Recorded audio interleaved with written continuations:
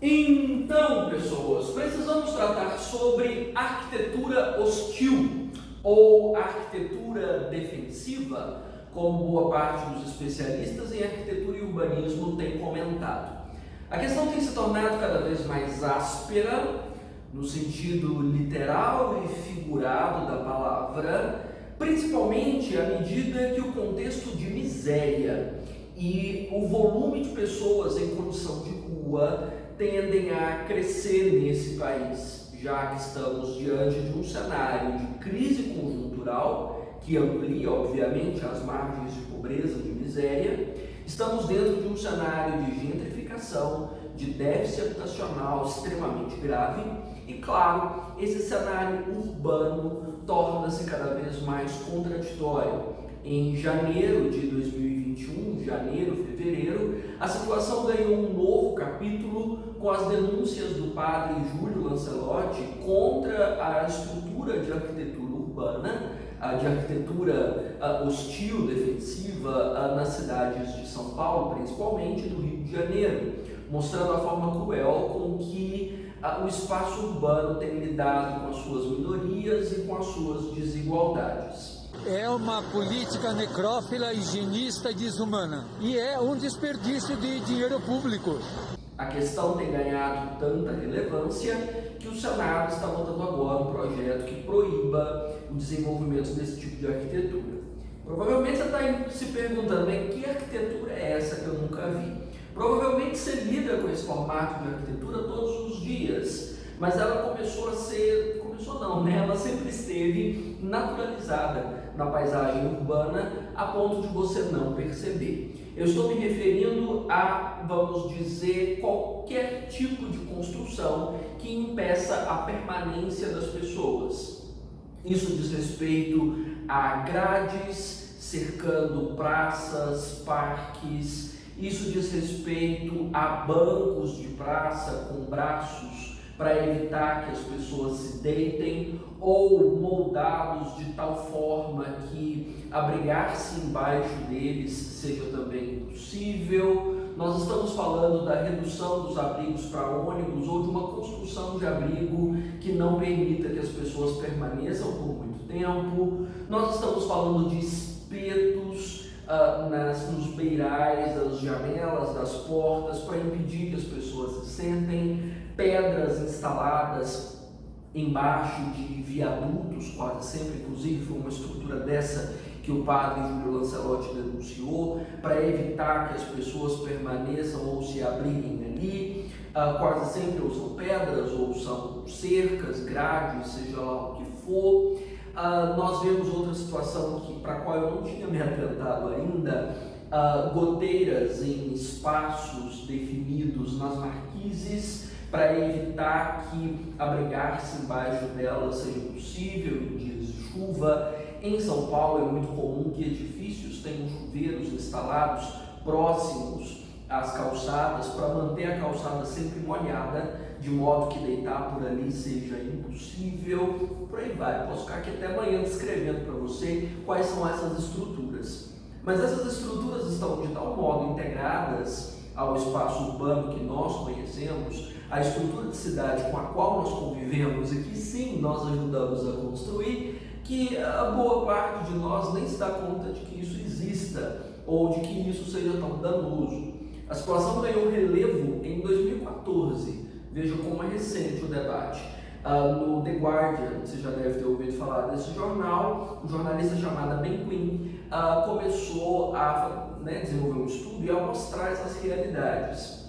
E é como se nós tivéssemos, vamos dizer, descoberto a pólvora naquele momento, que é uma realidade com a qual todo mundo convive, mas sobre a qual ninguém se dá conta. Então ele começou a mostrar isso. E olha que essa realidade que eu estou descrevendo em São Paulo, no Rio, por exemplo, é comum no mundo inteiro. Não é à toa que existem muitos estudos feitos nas grandes metrópoles do mundo afora, como Pequim, já houve estudos, Tóquio, Nova York, que são as cidades que trouxeram mais fortemente essa estrutura. A estrutura não expulsa somente moradores de rua, ela também prejudica a pessoa com deficiência que, né, convive com um espaço urbano cada vez mais hostil e difícil em termos de mobilidade e permanência. Diz respeito também ao impacto para idosos, para crianças e para jovens. Há várias e várias estruturas anti-skatistas para que eles não pratiquem esportes ali na praça, na rua ou nos parques, né? Porque é considerado ruim, é considerado desagradável, vai contra as normas da cidade, que sei lá quem impõe isso, mas vai, né?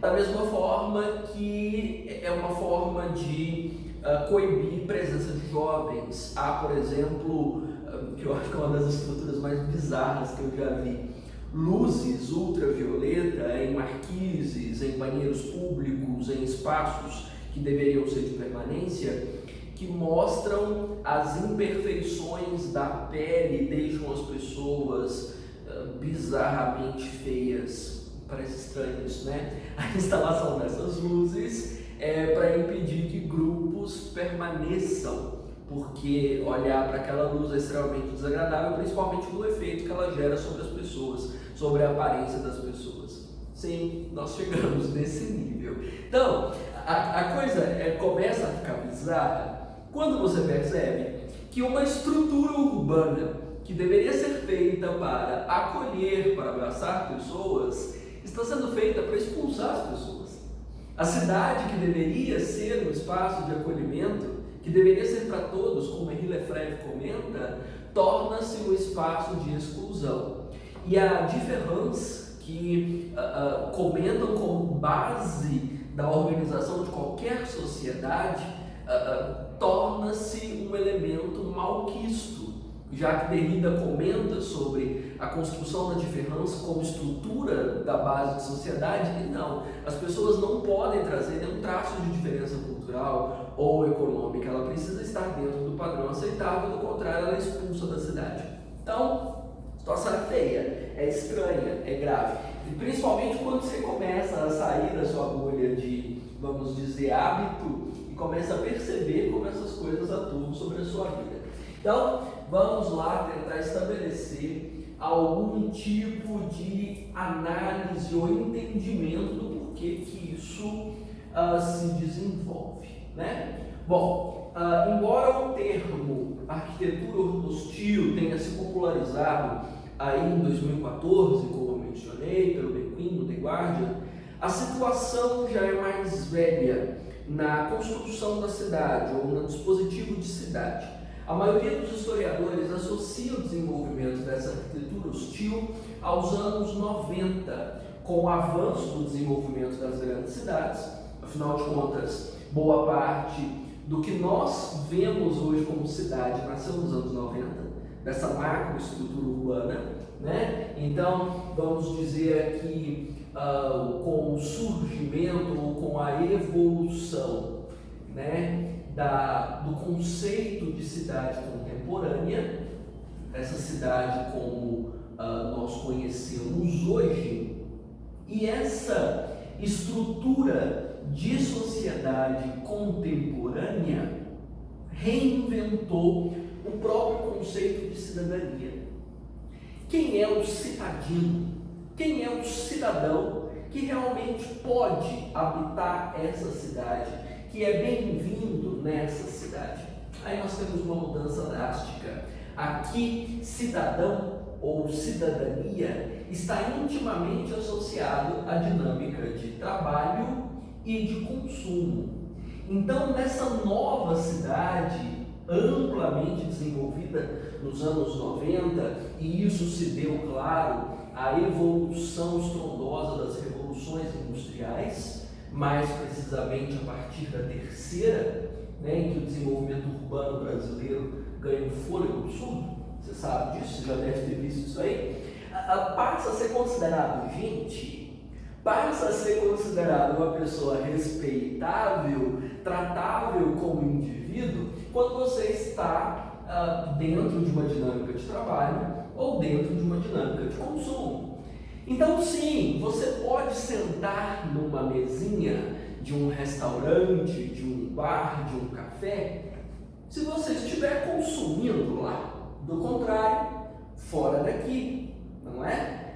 Você pode permanecer em qualquer espaço se aquilo representa um momento de trabalho ou um intervalo de trabalho que está incluído na dinâmica de trabalho também. Do contrário, se dentro dessa cidade você não consegue trabalho, ou se o seu trabalho não é visto como um dos melhores, ou se você não está inserido na roda compressora de consumo que diz respeito à dinâmica contemporânea, você não vale nada, você não presta, você não é digno de respeito, né? Então nós percebemos que a população em condição de rua está excluída tanto da dinâmica do trabalho quanto da dinâmica do consumo. Portanto, para essa população não é dado o direito de cidadania, que é a mesma coisa de dizer que não é dado o direito de permanência nas cidades. Então, nós queremos expulsar essas pessoas. Essas pessoas não são bem-vindas. E essa arquitetura hostil, nas palavras do Achille Mbembe, é vamos dizer, um mecanismo microcapilar para expulsar esses indivíduos indesejáveis. Ou seja, é uma estrutura quase microscópica, a ponto de você mal perceber que ela atua dentro do espaço urbano, para julgar quais as pessoas têm o direito realmente de viver e de se desenvolver na cidade e quais pessoas devem ser expulsas, escorraçadas ou mortas, né? Até porque sim, nós definimos isso muito claramente, quais pessoas são dignas da vida ou não. O Achille Mbembe discute o desenvolvimento desses mecanismos dentro da organização urbana no conceito dele de necropolítica, que é, na minha opinião, um dos conceitos mais revolucionários da nossa organização de vida e de sociedade. Porque, segundo aqui, dentro dessa organização de vida contemporânea, nós definimos quem pode viver e quem não pode, quem pode habitar e quem não pode, e quais pessoas estão marcadas para morrer e quais não. Marcadas para morrer diante do crime, marcadas para morrer diante da fome, marcadas para morrer diante da doença, marcadas para morrer pela invisibilidade. E aqui essa arquitetura hostil funciona como um mecanismo microcapilar, né, microscópico, para mostrar quais dessas pessoas devem viver e quais devem morrer. Então, isso já é uma justificativa clara para a nossa organização de vida. Segundo ainda o próprio Achille, essa associação da cidadania com trabalho e consumo é uma espécie de instrumentalização da existência humana. Ou seja, existir como humano significa ser produtivo em algum âmbito. A sua existência é medida conforme o nível de produtividade que você gera. Você sabe muito bem disso. Você está lutando para estudar, para passar nos vestibulares, para passar nos concursos públicos, não é à toa. É porque você quer ter a sua existência valorizada. Do contrário, você é apagado enquanto gente. Essa é a ordem de vida em que nós estamos inseridos. É uma das bases mais cruéis, mais mórbidas, mais sanguinárias de que eu tenho notícia. E eu sinto dizer que é a vida, né? Nós somos, de fato, julgados conforme o nível de utilidade que nós desempenhamos para essa cidade. E essa organização física da arquitetura urbana é um demonstrativo concreto de como a vida é instrumentalizada, de quais espaços podem ser habitáveis ou não, e quais pessoas podem habitar esse ou aquele espaço, né? É cruel, é inevitavelmente cruel, mas é uma dinâmica de valor que todos nós compramos dentro da nossa construção de sociedade. É um valor que vem sendo construído ao longo do século XX e que a maioria de nós aceitou como real. E, na verdade, nós preferimos nos esforçar para nos adaptarmos a esse padrão de vida, a sofrer o risco de ser excluído, né? Nenhum de nós quer ser invisível, nenhum de nós quer ser vítima desse processo, então a gente prefere adotar. É um acordo tácito, é um acordo silencioso entre as partes de quem produz essa arquitetura, no caso o poder municipal, estadual, né, dentro das suas secretarias de arquitetura e urbanismo, e a população que anui, que permite, que não discorda. É um acordo, né? É um pacto. E nesse pacto feito com a população, qualquer nível de pobreza torna-se sinônimo ou indicativo de criminalidade.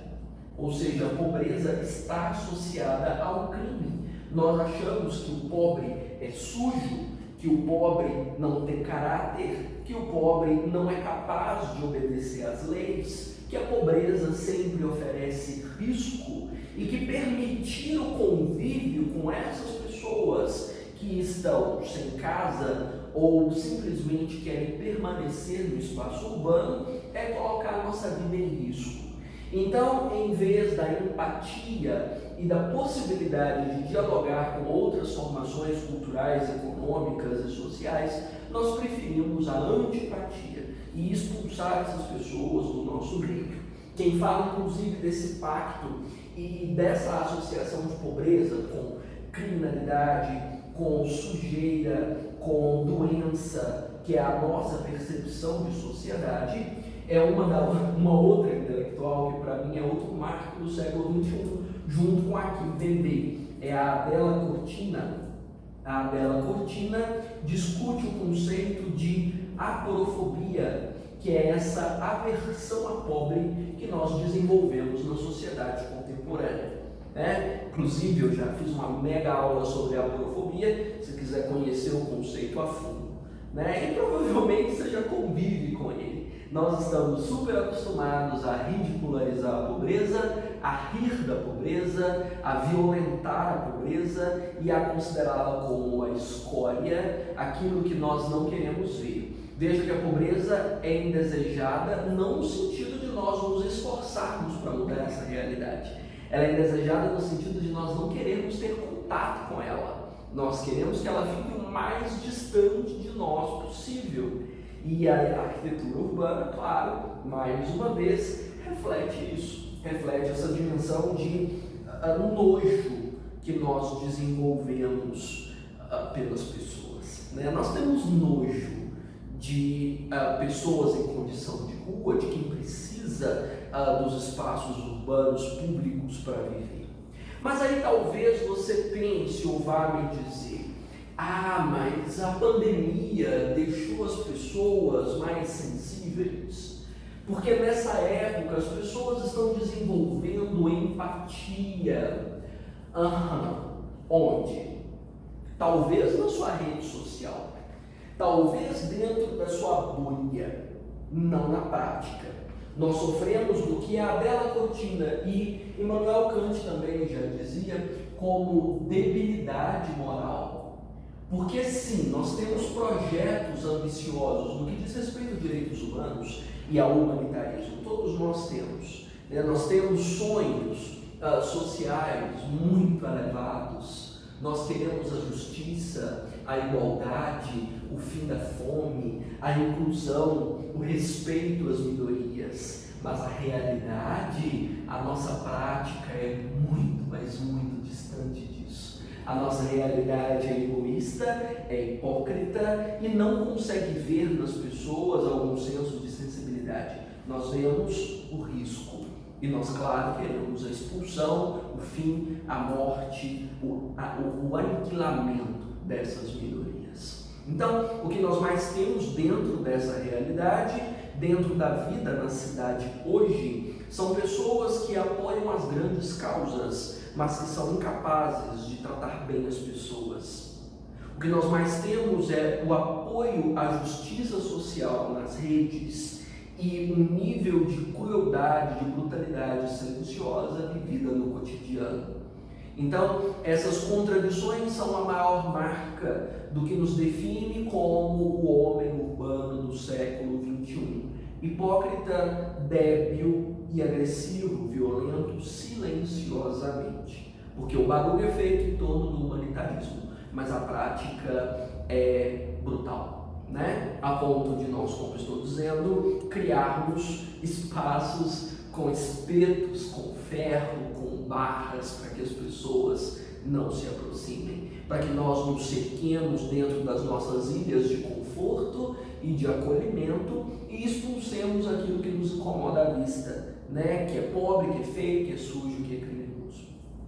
Então, essa arquitetura reflete boa parte dessa debilidade moral. E o pior de tudo é que esses sonhos sociais não ficam só na sua velha hipocrisia nas redes sociais, dizendo como essa ou aquela causa é importante e deve ser defendida.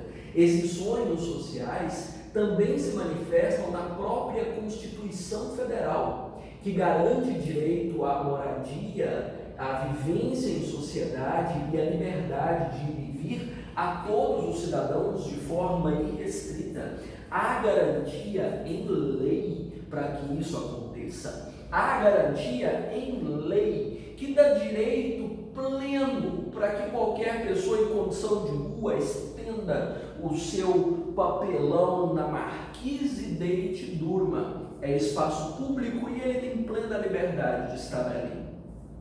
A partir do momento que você instala um espeto, que você põe uma goteira na marquise, que você põe pedra ou que você faz uma pavimentação irregular ou qualquer outra coisa para impedir essa pessoa de estar ali, você está rompendo com o direito constitucional dela de liberdade, de permanência nos espaços públicos. Então, há aqui visivelmente uma ruptura de praticamente todos os nossos contratos sociais. Os contratos que, inclusive, que garantem dignidade a esses grupos e que tornam, claro, os espaços públicos de fato, né? Não restritos ao que te traz conforto ou ao que você acha bonito, ao que você acha cheiroso ou ao que você acha agradável.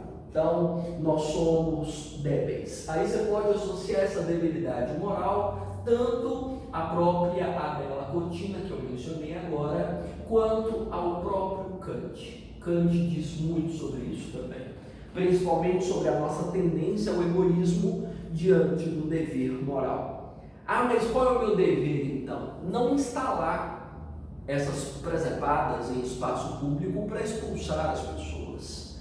Não apoiar, né, políticos, gestores que façam esse tipo de coisa.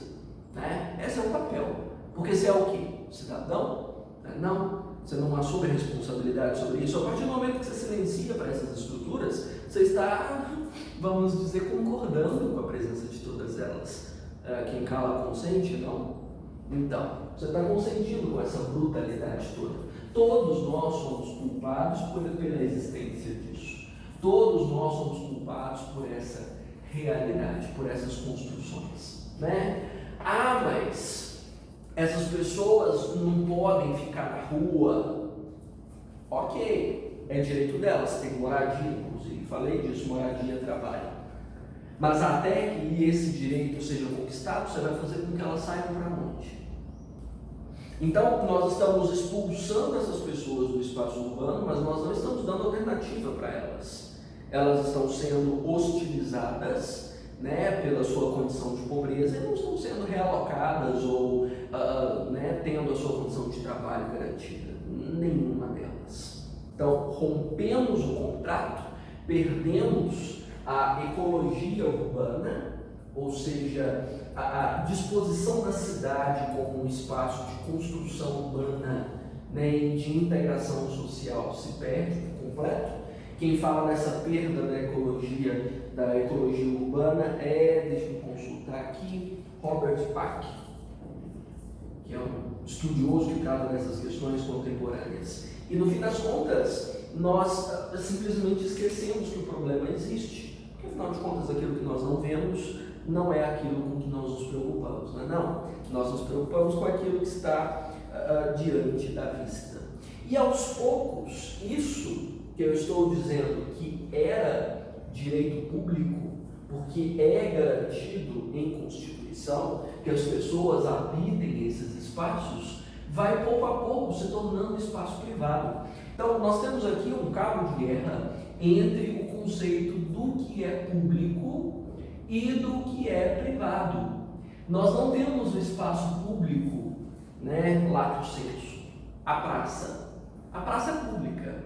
Para quem frequentar? Bom, a palavra pública já pressupõe que qualquer pessoa pode frequentar. Não. É público para quem? É público para qual perfil de pessoa? Começamos a viver assim e a selecionar quem deve ou quem não deve, de que forma esses espaços podem ou não ser usados pela população. A praça é pública para eu passar por ela, não para eu sentar. Deitar, então, jamais. Define-se, Então, nós temos aqui aos poucos, nesse cabo de guerra, o que a maioria dos sociólogos hoje chama de colonização do conceito de ordem. O que é aceito como correto é definido para muito além da lei. Não obedece necessariamente ao que a lei estipula, mas há preconceitos ou a outras leituras da realidade que definem restrições para o que é público. Então, hoje, o público não é público. E o direito à cidade, sobre o qual Henri Lefebvre tanto comenta, que eu havia citado já, porque a cidade é produzida pelas pessoas e para as pessoas, vai se perdendo pouco a pouco. Ou seja, o espaço que deveria ser de todos, que deveria ser frequentado por todos, torna-se cada vez mais assustador. Lefebvre, eu sempre faço bagunça com o nome do Lefebvre, perdão. Lefebvre.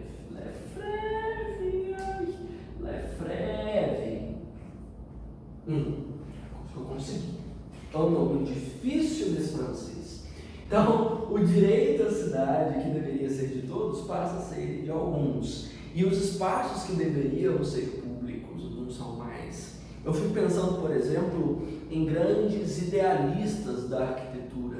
Por exemplo, Lina Bobardi.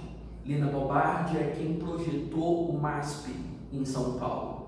Se você já tiver visitado o MASP, você deve saber que a construção dele foi pensada para integrar o espaço interno com o externo, para ser um espaço público para todos, para quem quer entrar no museu ou não.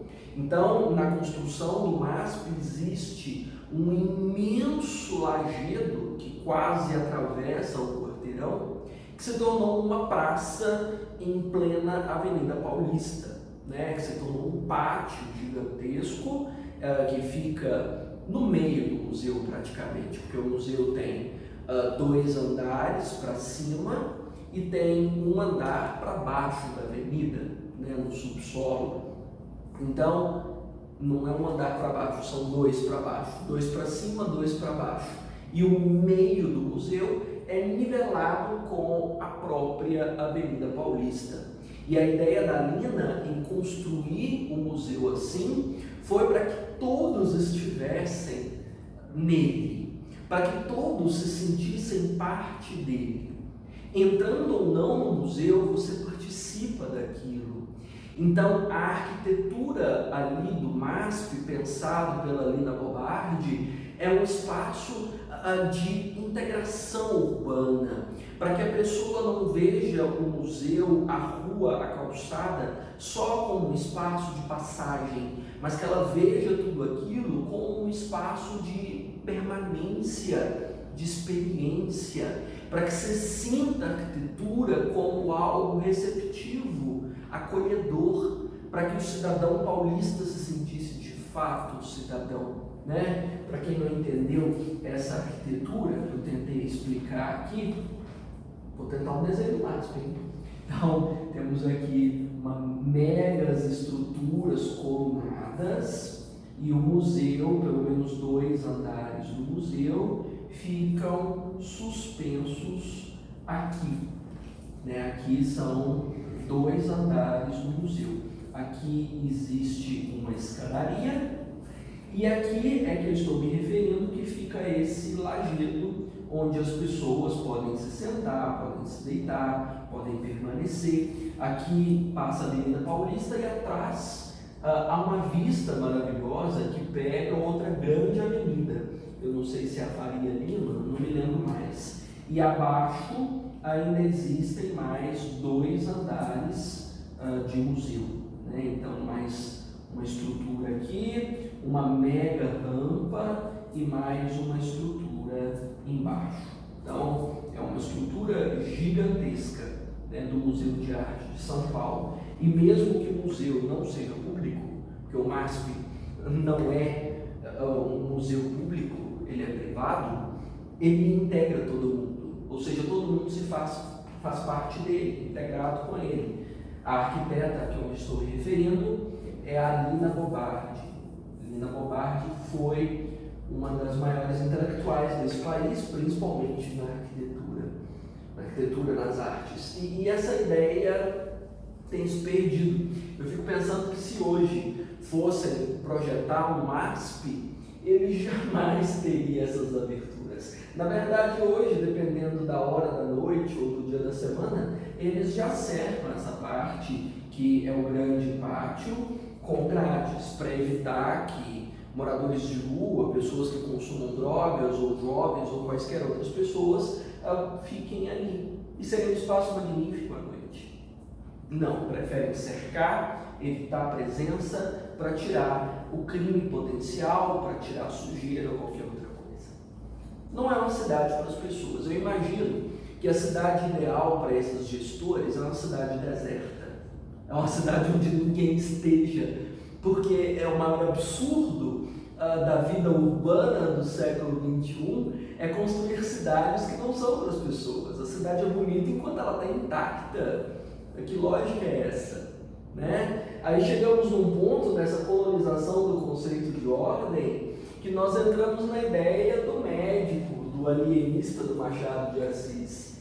Nós consideramos que todos são loucos e todos devem ser presos. Ninguém é bem-vindo, ninguém é aceitável, né? Então, fechados todos na Casa Verde, ninguém habita os espaços públicos mais. A cidade ideal é a cidade inabitada.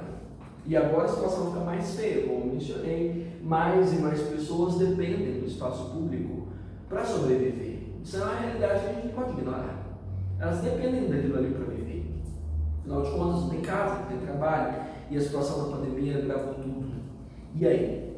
Você quer expulsar essas pessoas e você vai resolver o problema como? Elas precisam da rua, não tem outro lugar. Entende drama? Então, a situação é muito pesada. A maioria de nós, obviamente, não se sensibiliza, tanto pelo pacto, como eu mencionei, pela organização de sociedade como a desumanização das minorias, sobre a qual Hannah Arendt tanto comenta.